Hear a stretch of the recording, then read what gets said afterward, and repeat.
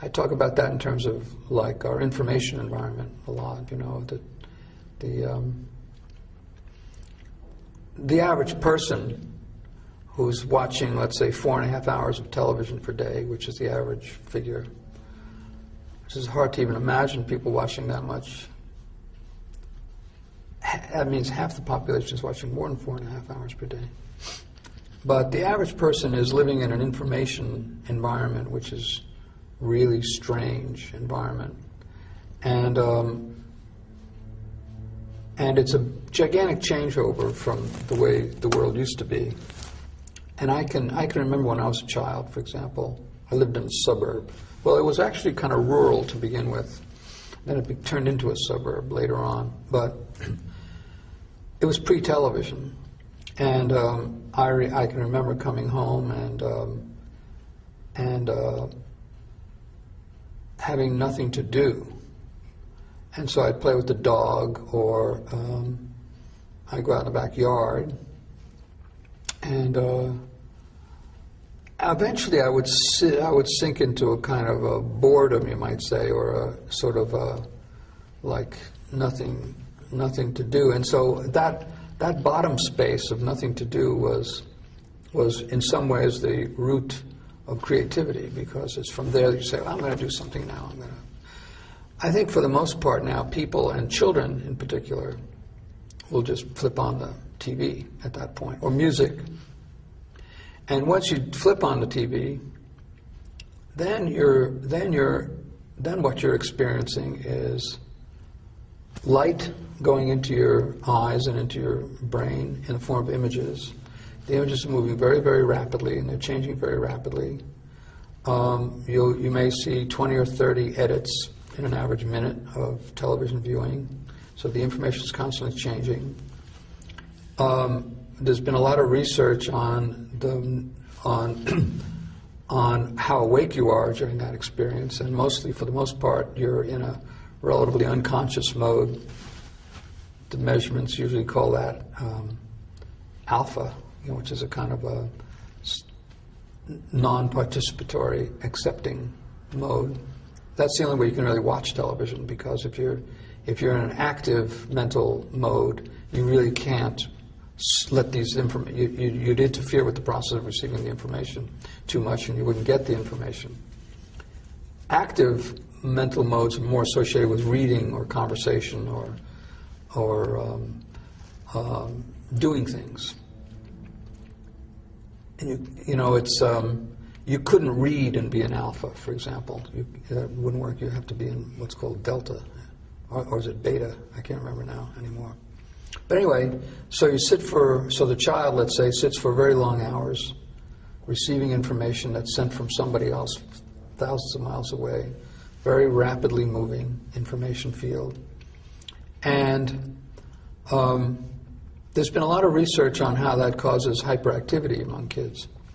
People are wondering why there's so much hyperactivity now. And the researchers find that process of receiving rapidly moving information, especially when the information may be violent information or, in other ways, intended to be stimulating information,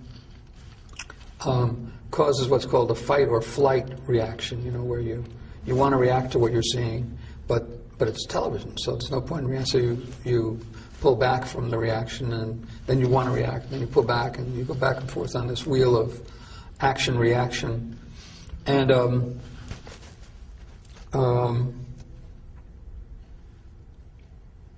And when the set goes off, then there's this wild bursting out of sort of kinetic energy that has been...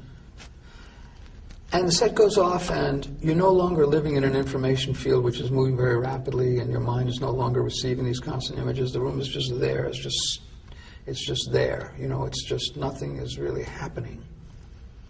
And I think there's a sense of kind of real desire to get back up to speed, you might say. A lot of people talk about television viewing as a drug, and they like to think of it in terms of it being Valium. But I really think it's speed, because what happens is you're pacified when you're viewing it, although your nervous system is reacting back and forth. But when the thing goes off, your nervous system is still reacting, but the information field has stopped. And so in some ways you have to get your system back up to speed. So then you go outside, let's say, and all the cars are moving fast, or you've got a Walkman on, and that's speeding you up. Or if you go out into nature, though, if you go out onto nature, is barely happening at all. You know, it's very hard to experience grass growing, or to see the interactions of nature if your whole internal system has been sped up. So I think that for a lot of kids that becomes a very uncomfortable experience, and so they sort of have to get back up to speed and back to the machines, back to the speed, and so TV set goes back on, and it's used in that way as a kind of drug. So I think what's happening is that television viewing for children, and I think to some degree for adults, is a training for more hyperactive lifestyles and hyperactive informational systems, and for speeding up the nervous system and speeding up. It actually pacifies the mind, but it speeds up the desire to do something else. Have you seen and that is putting people into a kind of emotional, psychological state which makes it impossible to relate to nature. So I mean, it's concrete alienation again. It's internal alienation. Plus, images are going in which stay in, which can't be got out either. So it's a real heavy impact. And in the modern world, another point is that 70% of this information is controlled by controlled by 7 corporations. 70% of global media, and that's not only television. That's also radio and magazines and books and movies and billboards and theaters.